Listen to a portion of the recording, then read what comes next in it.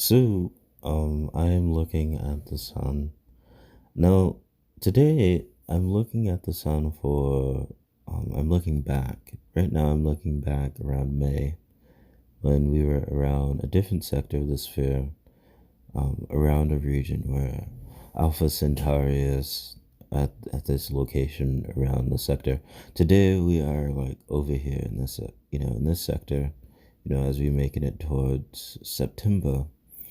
Now, and around this sector, the activity that I'm looking for is activity that's going to in a direction towards another star that's a double star system that's less than 5 light years away from our sun. Now, oh oh, I didn't. Oh, it is recording. Now, it's less than 4 light years away from our sun. Now,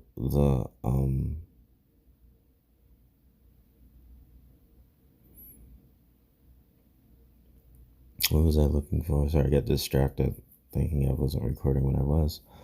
Um, the activity that I was looking for was spontaneous, like, although it looks like it's interacting with things further away since the planet's orbiting above where all of this activity is. Um, It's quite interesting. Although this is facing towards where Earth was, around the sector of the sun, around the double star system that I was looking for. Now, double star systems interactions could be done in like ways that we've never imagined. Although since the satellites, since it's not around both sectors are all around the four seasons, around different sectors of the sphere. It's harder to observe the star um, and its interactive phases because we could only see where the planet is. So we can't really see what's going around the other sectors of the star as it's spinning. Although if it was anything stable, like for example, these active current spots in our magnitudes, um, of specific frequencies traveling at a specific speed, while the rest is electrostatic. You see the rest of the speed of light is electrostatic, right?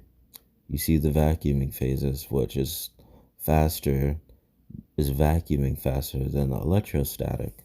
Sorry. And then after the electrostatic, which is traveling faster than the electrostatic, which is traveling at the speed of light. You see these specific frequencies. These specific frequencies of charges are traveling at such a fast rate that the electrostatic is only traveling at the speed of its nuclear container. The nuclear ratio and our energy that's being produced is seen at the surface of the star. The vacuuming, though, like for example, the polar vacuums are vacuuming faster than the light, although the vacuums around the charges are vacuuming faster than the light's being produced at the rest of the ratio of the sphere. It's using a lot of nuclear energy in ways that in other ways we've never imagined, and it's cooling, also cooling, multitasking to produce as much energy, for the light to travel at the specific speed as its cooling phases are, for it to not burn everybody up, on the planet here. Now, let's take a look at, what is this? Sorry, randomness. Let's take a look at the planet and its position. So this is around May, and the current location and star that I was observing was the star back here. And so this was where the position of Earth was, and around the season, the celestial season, right before summer, and or the beginning of summer. and the location of this double star system is quite interesting. Let's take a look here.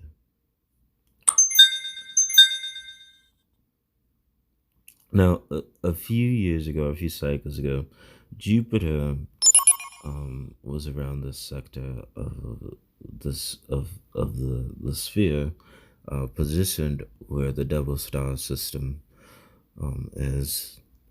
Now, the double star system is really complex, and they both have gravity at a really strong rate with planets. Now, you would imagine living in a double star system, it would kind of be hard for day and night, although it depends on which sector of orbit you are, as the other stars are, as the other star is orbiting nearby the central star. Now, I'm guessing, um, Alpha Centauri B was mostly a large mass, most likely like a gas planet in its beginning phase, that was orbiting Alpha Centauri A, and it became a star because it was so far away from the light that it had to use a lot of energy to not only interact with the matter phases at the distance, although everything around it ended up being light. There's a lot of potential um, um, ideas here. I'm not saying that was because or why. I was saying it was more farther than Alpha Centauri A. Now, Alpha Centauri A, um, Alpha Centauri A, or Centaurus,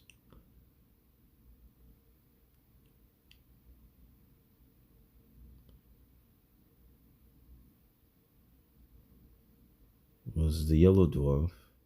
So it's and the orange dwarf is Centauri B. Um, what could just imagine the planets around these stars, and depending on the orbit, whenever you're facing towards one of the other stars, there's no night, pretty much. Well, it still is, but it's so close that it's probably still a lot of light. And you'd imagine, since both magnetic fields are so close, it would probably be extremely magical there for life, even if there is life. Thus, there is a living planet there in this location, less than 4 light years away. There is a living planet.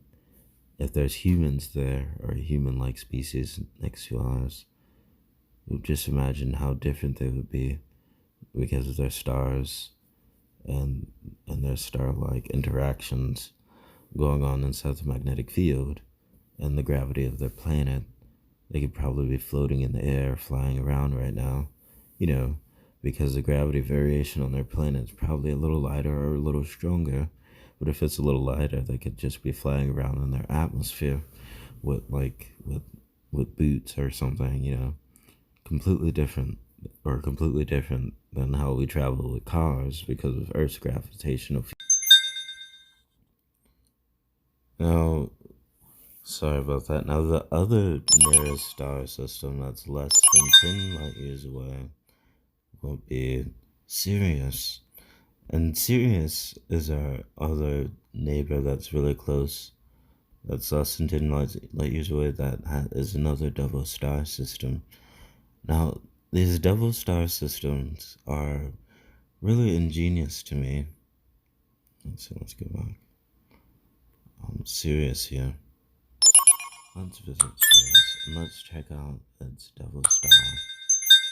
Now, usually around these different sectors in our celestial seasons, I look and I pay attention to the sun to see if it's interacting with the nearby neighbors.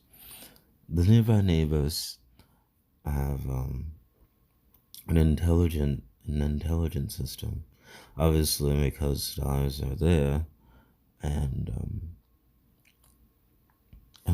I look for the nuclear phases to see it, and It appeared to me that it sufficiently interacts in different ways where or it could be nuclear ways where it's traveling, and other fast ways besides the nuclear stable ways where it's ejecting material and or vacuuming different frequencies at a specific speed.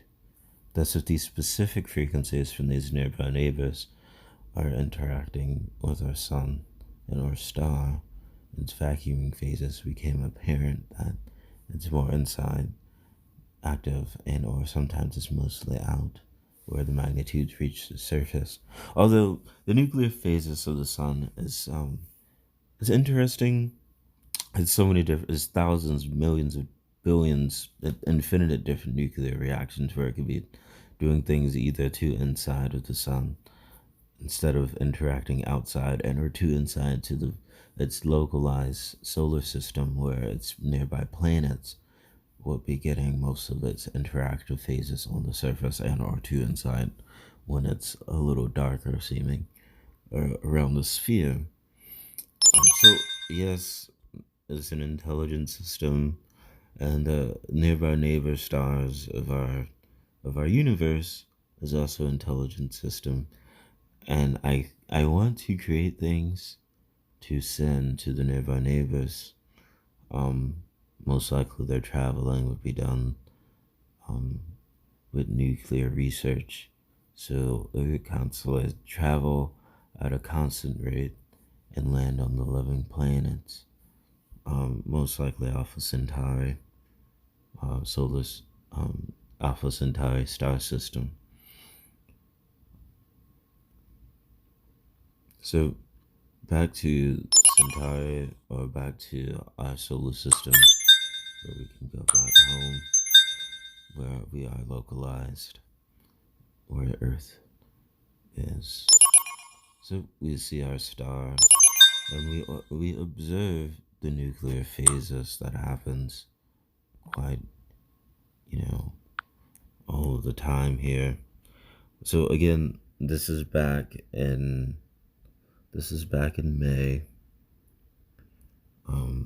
Although again, just because we are positioned here doesn't mean the nuclear interactions doesn't happen. I was looking to where we were positioned to see if it would be front and center, with the nuclear interactions being front and center. Although since we orbit, I can't always see when it's interacting. I always have to look at the magnitude phases being shown here externally. Obviously, the magnitude phases will still show, although since we're facing towards the sun, it's hard for any magnitude phases to be shown down here, because we're directly facing towards the intergalactic center.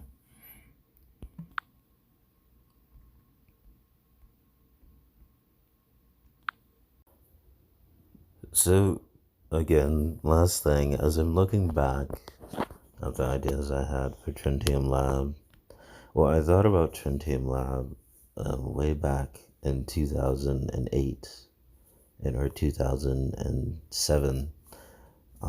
Around that time, I was in middle school, 7th and 8th grade. I was in a science club called Future City. Now, Future City was designed to make us think about ideas that would sustain a future city. The science thing was about building a future city. I think I talked about this years ago. Again, I wasn't really trying to talk about it over and over. Thus, Tritium Lab hit me along with the clouds and the atmosphere. And that's whenever my research became apparent, and it started along with my younger life. So I learned that oxygen is paramagnetic and carbon dioxide is diamagnetic way back in the day.